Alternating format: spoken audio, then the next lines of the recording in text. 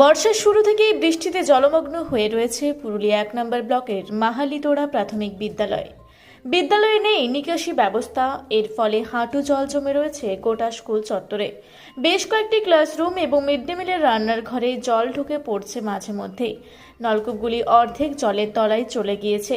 বাইরে থেকে জল পান করতে হচ্ছে পড়ুয়াদের। আপনারা দেখছেন রূপসী বাংলা মিডিয়া।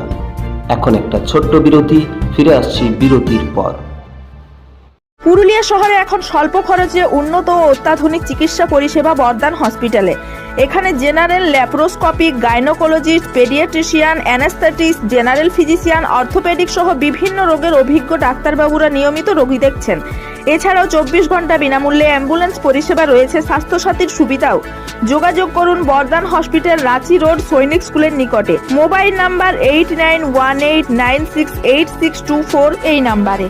সারৈকেল্লা খরসোয়া জেলার সুবিখ্যাত কবিরাজ Bhadrasen Bhagat TB, filaria, sugar, tumour, Baat, ধাতু, একজিমা, দাঁতের রোগ, কানের রোগ, গুপ্ত ও যৌন রোগ ইত্যাদি চিকিৎসা করেন। এখন নিয়মিত চেম্বার করছেন প্রতি সোমবার বান্দোয়ানে, শুক্রবার বড়াবাজারে সারগোতে, রবিবার এঁচাগড় থানার টিকর গ্রামে, মঙ্গলবার রাজনগর থানার কেন্দ্রমন্ডিতে, বৃহস্পতিবার নিমডি থানার রঘুনাথপুরে।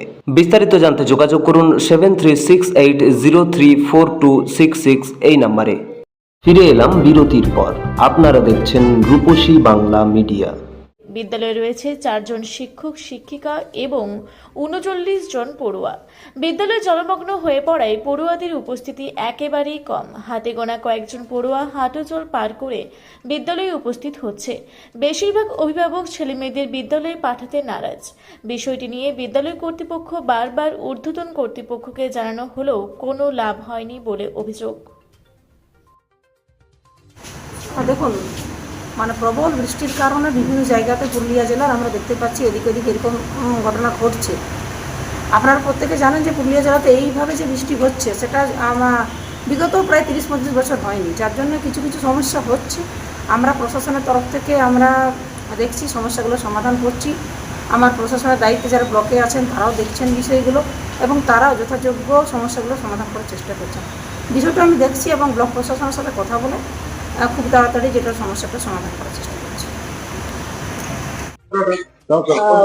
বলুন কি রকম অসুবিধার সম্মুখীন হতে হয় বৃষ্টি হয়? আপনারা এখন যে স্কুলে আছেন এটা মাহালিতোড়া প্রাথমিক বিদ্যালয়, এটা সদরবন রুরাল ওয়ান সার্কেলের মধ্যে পড়ে।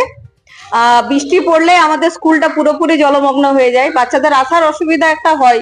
তবুও আমরা স্কুলের পঠন পাঠন যেটা সেটা স্বাভাবিকভাবেই রেখেছি। আমাদের যতদূর সম্ভব আমরা চেষ্টা করছি। আমরা ঊর্ধ্বতন কর্তৃপক্ষকে ব্যাপারটা জানিয়েছি, তারা আশ্বাস দিয়েছেন যে শীঘ্রই তারা কিছু না কিছু ব্যবস্থা করবেন। এই অবস্থাতে মিড ডে মিল কিভাবে? মিড ডে মিল স্বাভাবিকভাবেই চলছে, মিড ডে মিল বন্ধ হয়নি। আমরা আমাদের একটা ক্লাসরুমকে ফাঁকা করে সেখানে মিড ডে মিল চালাচ্ছি, মিড ডে মিল আমরা বন্ধ করিনি। জমা জলে তো বিভিন্ন রকম রোগ লাগে।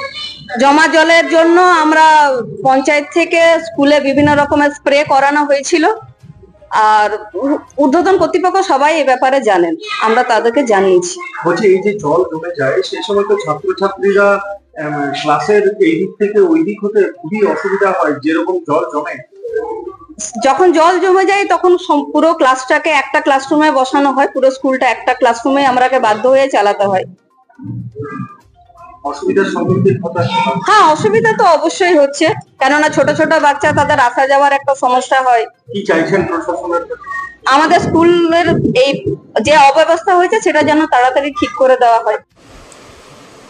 মাহালিতোড়া প্রাথমিক যে বিদ্যালয় আছে সেটা একটা মৃত্যু ফাঁদ। একটুতেই জল জমে যাচ্ছে, ছাদ থেকে জল টপকে পড়ছে, কখনো ছাদ যে ছাত্রছাত্রীদের মাথায় পড়ে যাবে। সংশ্লিষ্ট কর্তৃপক্ষকে অনেক আগের থেকেই জানানো হয়েছে, দৃষ্টি আকর্ষণ করা হয়েছে, কিন্তু কর্তৃপক্ষ অজানা কোন কারণে এখনও তাদের নজরে আসেনি। একটা মৃত্যু ফাঁদে 45-46 জন ছাত্রছাত্রী প্রত্যেক দিন সেখানে যাচ্ছে, পড়াশোনা করছে, মিড ডে মিল নিচ্ছে। একটা খুব খারাপ অবস্থার মধ্যে এই মাহালিতোড়া প্রাথমিক বিদ্যালয় আছে। ইমিডিয়েট আমাদের শিক্ষা দপ্তর, জেলা প্রশাসনকে অনুরোধ করছি, তারা যদি না দেখে একটা বড় ঘটনা ঘটে গেলে কিন্তু তার দায় জেলা প্রশাসনকে নিতে হবে। এতগুলো বাচ্চার জীবনের সঙ্গে খেলা করার অধিকার কারো নেই। তাই তারা ইমিডিয়েট প্রাথমিক বিদ্যাগুলো, শিক্ষার যে অবস্থা পশ্চিমবঙ্গে অন্ধকারের দিকে চলে যাচ্ছে, যেখানে ছাত্রছাত্রী নেই সেই সব স্কুলে মাতলামির জায়গা হয়ে যাচ্ছে। এখানে ছাত্রছাত্রী আছে, ক্লাসরুম নেই। একটা ক্লাসরুমে 4 জন শিক্ষক, 45-46 জন ছাত্রছাত্রী একসাথে ক্লাস করে, কিভাবে করবে? তো তাই প্রশাসনের দৃষ্টি আকর্ষণ করা হচ্ছে, ইমিডিয়েট ব্যবস্থা নিন। তাছাড়া কিন্তু এলাকার জনগণকে নিয়ে আমরা বৃহত্তর আন্দোলনে নামতে বাধ্য হব। ওই জল জমে যায়, সাপ টাপ বাইরে, ছেলাছুলো আসতে খুঁজে নাই আসতে কোথায়? না। তো কতটা জল জমে? জল এটা জমে 1 হাঁটুর উপর। তো শিক্ষক শিক্ষিকারা কি বলেন? কি এখন বলা হয়নি। পড়াশোনা চলে ঠিকঠাক? পড়াশোনা কি করে চলবে, জল জমে যাচ্ছে। তো ছেলেমেয়েরা আসতে চাইছে? না, কি চাইছেন আপনারা? ও ভালো করছে, যেমন ছেলাছুলো আসে যায় হয়, যেমন পড়ে হই নাই, স্লিপ খাই নাই, সাপ টাপ ঢুকে নাই। এটাই চাইছেন? কি নাম আপনার? আমার নাম ইচ্ছা। হ্যাঁ, ইচ্ছা নিচা ইচ্ছা মাহাতো। নিচা মাহাতো। বৃষ্টি হয় তখন কি অসুবিধা হয় আপনাদের? অসুবিধা মানে হচ্ছে স্কুলের মধ্যে জল জমে যাচ্ছে, বাচ্চারা স্কুলে আসা যাওয়া করতে ভীষণ অসুবিধা হচ্ছে। তারপরে স্লিপ করছে, বাচ্চারা পড়ে যাচ্ছে। হ্যাঁ, বিষয়টা আমাদের ঊর্ধ্বতন কর্তৃপক্ষকে জানানো হয়েছে। উনি বলেছেন যে আমি যত শীঘ্রই ব্যবস্থা নিচ্ছি।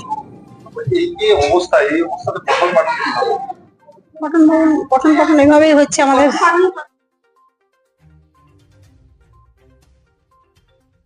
আপনারা দেখছেন রূপসী বাংলা মিডিয়া।